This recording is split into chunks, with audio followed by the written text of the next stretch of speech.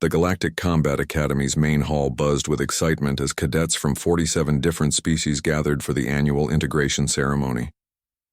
Grace stood among her fellow Xanthari warriors, her crystalline exoskeleton gleaming under the orbital station's artificial lighting. She had trained her entire life for this moment, to join the most elite military force in the known universe. Attention! Commander Vexthor's voice boomed through the hall, his forearms gesturing toward the entrance. Today we welcome our newest exchange candidate from Sol 3. The massive doors hissed open and a figure walked through. Grace blinked in confusion. The newcomer wore no powered armor, no energy shielding, no gravitational stabilizers.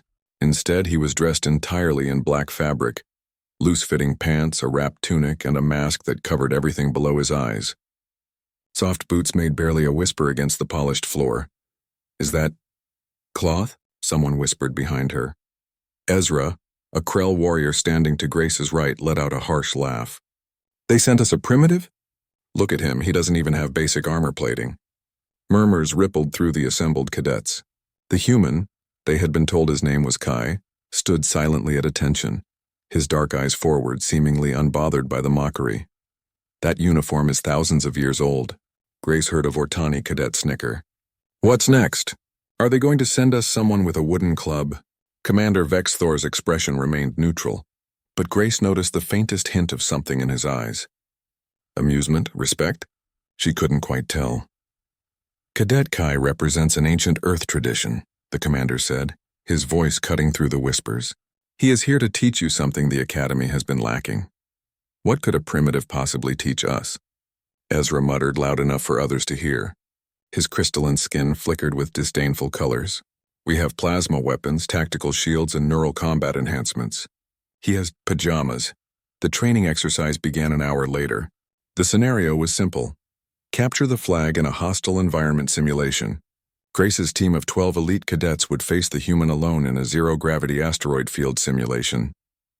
"This will be over in minutes," Ezra boasted, activating his combat suit's propulsion system. 12 against 1? And he doesn't even have proper equipment. Grace engaged her targeting systems, her HUD lighting up with tactical information. Sensors swept the simulated asteroid field, searching for heat signatures, movement, electromagnetic emissions, anything that would reveal their opponent's position. Nothing. "Where is he?"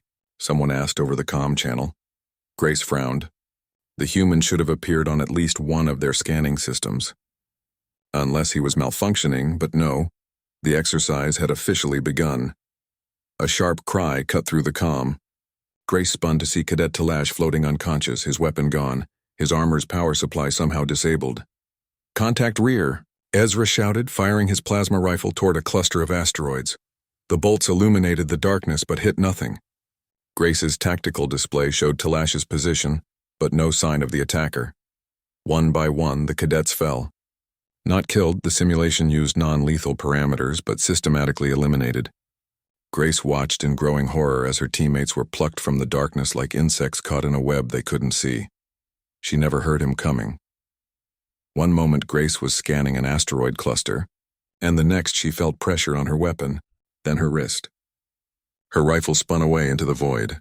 Before she could activate her armor's defensive systems, something struck 3 precise points on her suit, and everything powered down. She floated helplessly as a shadow moved past her, silent as death.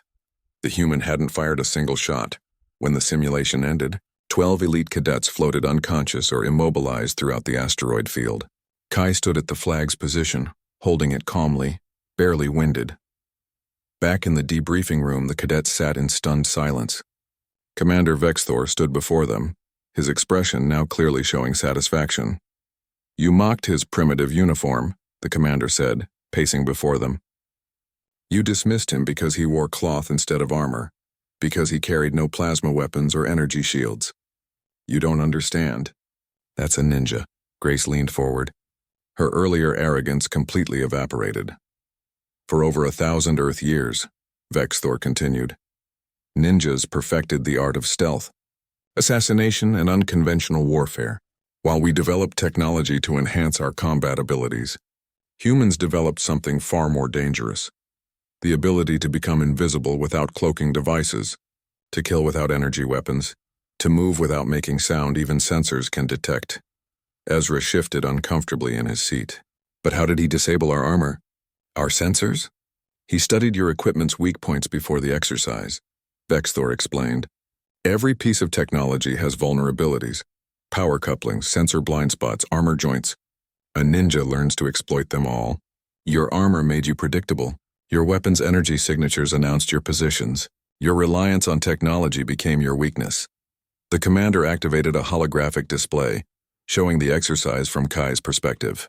The cadets watched in amazement as the human had used the asteroid's magnetic fields to confuse their sensors, had positioned himself in the exact blind spots of their scanning arrays, had struck their suit's power systems with precision that could only come from extensive study and practice. You asked what a primitive could teach you, Vexthor said, his voice hard. He taught you that the most advanced warrior isn't always the one with the best technology. Sometimes it's the one who knows how to think, adapt, and strike where technology cannot help you. Grace felt a chill run through her crystalline structure. Throughout the galaxy, species had evolved with natural armor, energy manipulation, or technological supremacy.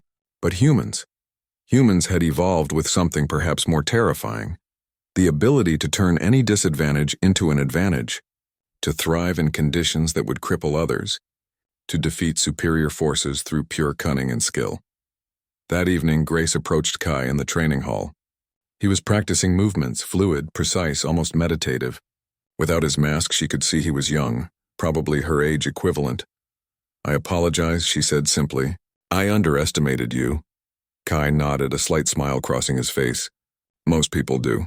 That's what makes it effective. Will you teach us? Grace asked. Your techniques? That's why I'm here, Kai replied.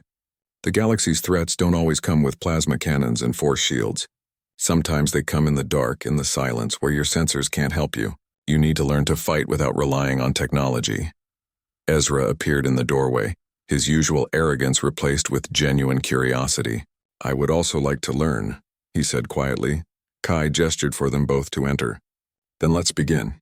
First lesson. Forget everything you think you know about combat. The strongest weapon you have isn't on your belt or built into your armor.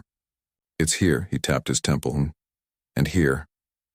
He placed his hand over his heart. Grace settled into a learning stance, her respect for the human growing with each word. She had come to the academy thinking she knew what made a warrior elite. In one brutal exercise, Kai had shown her how wrong she was. Humanity had sent them a ninja, and the galaxy was about to learn what that truly meant.